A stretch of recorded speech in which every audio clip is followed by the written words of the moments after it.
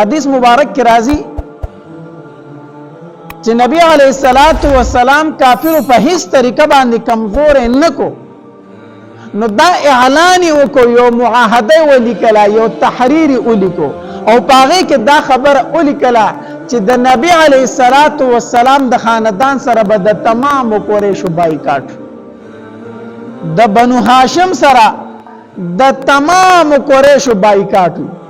نه به دوی ته غږ کوي نه به د دوی سره غم خادي کوي نه به دوی له رښتې ور کوي نه به د دوی سره تجارت کوي دا بایکاټ وکړو نبی علیہ الصلوۃ والسلام تر ابو طالب هغه خپل رونه راغون کړو او د خاندان خلک راغون کو وی اوس مونږ ته په مکه کې د پاتې کېدو هیڅ ضرورت نشته دی ځکه په دې کوڅو کې مونږ ګرځو نو مونږ ته پکې څوک غږ نه کوي کو د مکې په کوڅو کې مونږ ګرځو زمونږ سره څوک غم خادي نه کوي زمونږ سره څوک نکاح نه کوي نو موږ په مکه کې آخر پاتې کېږو بیا څه شي ده نو داسې یوه ګاټې وه تنګې د دوو غرونو منځ داسې یو وادي غونته کې وه دا د ابو طالب ملکیت و ویځی چې د مکې نه وځو او دغې غرونو ته لاړ شو نو ابو طالب سره د نبی علیه الصلوۃ والسلام سره د بنو هاشم د خپل خاندان نه لاړو او دغې تنګي کې آباد شو دغې تنګي کې دغې غرونو په دې منځ کې آباد شو د نبی علیہ الصلوۃ والسلام پترونو کې ټول ترونه وسره تلی وو او یو ابو لهب وسره نه وتلی دته نه پاتې شو دا بدبخته نور د مسلمانان کو کافر وو خو چې د نبی علیہ السلام د خاندان څومره خلک هغه ټول د نبی علیہ السلام سره لاړ د مکې نه وته مسلمانان خو سره د دې وجه نه لاړ چې په نبی علیہ السلام ایمان راوړی وو کافر وسره کو وی کو ارسد خو زمون وراره ده زمون د خاندان سره ده مونږ یوازې نشو پرې خو ده ټول لار او دغه شعب ابي طالب ورته ویل ما درته وی چې د غرونو د منځ کې یو تنګه داغي دانومو شعب ابي طالب دا د ابو طالب زې او زکه به ابي طالب وی چې د ابو طالب تنګه د ابو طالب غاټي دا په دینوم سره مشهور و دوی ال تلاړو تقریبا 3 کال دوی په دې کې محاصره بنو هاشم 3 کاله دا واقعه د نبوت په 9 کال باندې راغلی و د نبوت په 9 کال دا واقعه راغلی و او تر 3 کال پورې بنو هاشم په دغه غاټي کې موجود وو حدیث مبارک راځي مؤرخین ذکر کړی دي تاریخي روایت دي وې دغه 3 کال په نبی علیہ السلام په خاندان داسې سخت تیر شوی چې په تاریخ کې داسې سخت نه ملاويږي وې د خوراک سکاک څه شي نو وې چې شپه بشو کنه د بچو بدلوګ نه جړل د دغه غاټۍ نه د دغه تنګینه به د ماشومان د جړاګانو د اوازونه په مکه کې اوریدل شو دا بدلوګ نه جړل سعد ابن ابي وقاص رضی الله تعالی عنہ فرمای و یوزل ز د شپې تلم داسې کنه د شپې تلم وې ما خپل پس شي باندې کې خو د خپل بخپیو ما وې ما ته دومره محسوس شو چې لون څه شه دی لون شه دی لونو وی ما چې بخبراله ما ډایرک راواغسته خولې ته مې کو تیر مې کو وی تر نن پورې ما ته پته نه لګیدل چې هغه څه شی و خو چې ما ته دومره احساس وشو چې څه شی لون دی او زما خپل یخ کړه راو مې غسته ډایرک مې خو صحابه کرام او د نبی علیہ الصلوۃ والسلام خاندان 3 کال پورې د کیکرو پانی خوړل دي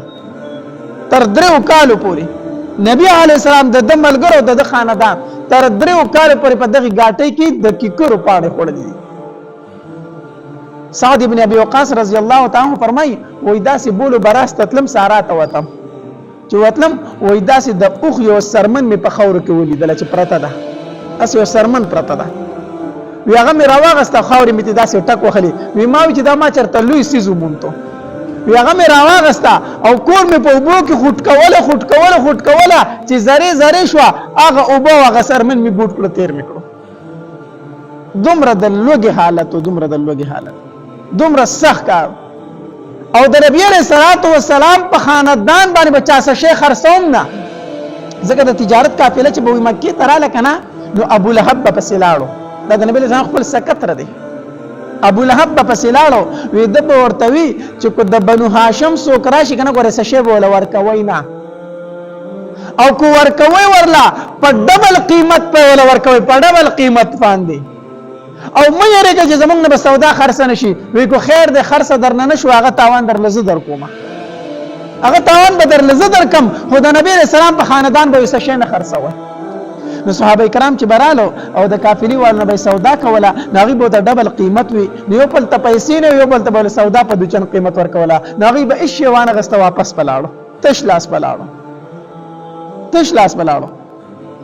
دلته کې په مکه کې د نبی رسول الله د خاندان د قریشو چې کم خلکو په دې کې بعضی خلک داسې وو چې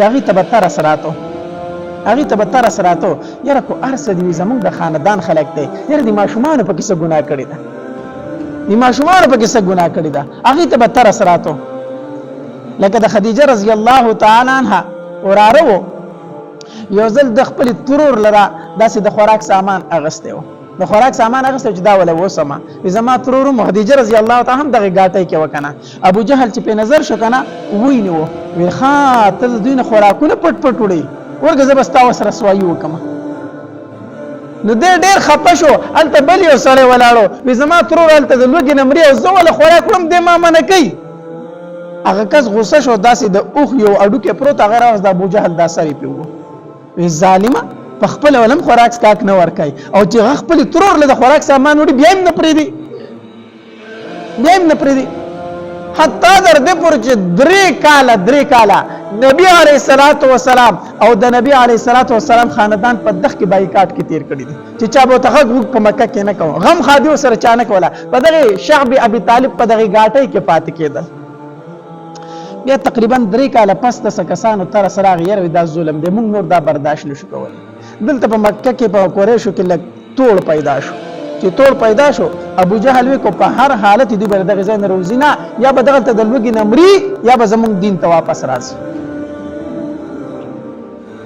دلته کې نبی علیه الصلاۃ والسلام 3 کاله پس خپل تر ابو طالب ته وی دا خط چې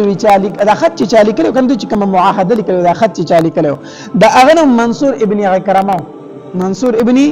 عکرمه هغه خو چې څنګه دا خط الیکو دا معاهده الیکل کنه چې د نبی علیه الصلاۃ والسلام سره به هیڅ تعلق نه ساتي هغه باندې سمدستي د الله عذاب راغی دا ګوت شلی شو چې دغه معاهده دغه کاغذ الیکو دا ګوت شلی شو به ګوت چرته کار نه وکړي بیا لیکل نه دی کړی